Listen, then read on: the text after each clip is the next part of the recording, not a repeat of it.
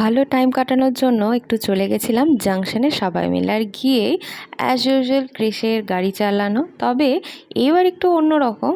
অন্যবারও জিজ্ঞেস করার কতক্ষণ আছে, এইবারেও বলছে আমি নামবো কতক্ষণে, কেননা ও নাকি আমাকে মিস করছিল। যাই হোক, তো এটাই মনে হয় ছিল শেষ রাউন্ড। তারপরে ও গাড়ি থেকে নেমে গিয়ে আমাকে এই স্টোরিটা বললো যে আমি নামতে চাইছিলাম মা, ওখানে নিধি আর মা দাঁড়িয়ে আছে আর আমি ওর পেছন পেছন ঘুরছিলাম। তারপরেই চলে এলাম একটু মার্কেটিং করতে। মার্কেটিং মিন্স আমি একটা টপ কিনেছিলাম আর নিধিকে একটা টপ কিনেছিলাম। গ্রিনটা আমার আর হোয়াইট আর অরেঞ্জেরটা হচ্ছে নিধির।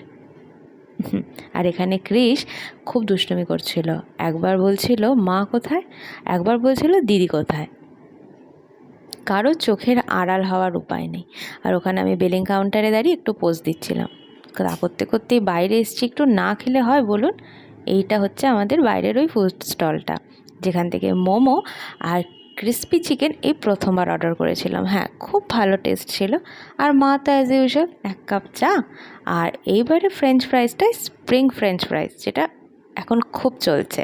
তো নর্মাল ফ্রেঞ্চ ফ্রাইসটাই ভালো, মোমোটাও ভালো ছিল। ও তো দিদির কাছ থেকে খাচ্ছিল। আর দেখুন, এখানে কিন্তু খুব সুন্দর অ্যাম্বিয়েন্সটা ছিল, ভালো ভালো হাওয়া দিচ্ছিল, বেশ মিষ্টি মিষ্টি। বাইরে বসে খেতেও খুব ভালো লাগছিল। তা আমরা এলে এখন এই বাইরেটাতেই খাই। এই করতে করতে যাওয়ার টাইম আমি ওদেরকে ক্যাপচার করছিলাম। তার একটু পরেই নিধিকে বললাম আমাকে একটু তুলে দে। তো হ্যাঁ, মোটামুটি খুব ভালোই কাটলো আজকের দিনটা। নিধি আজকে চলেও গেছে বাড়ি, তো মনটা একটু খারাপ। তো যাই হোক, আবার যখন আসবে সবাই মিলে একসাথে আনন্দ করতে পৌঁছে যাবো জাংশন। Bye bye.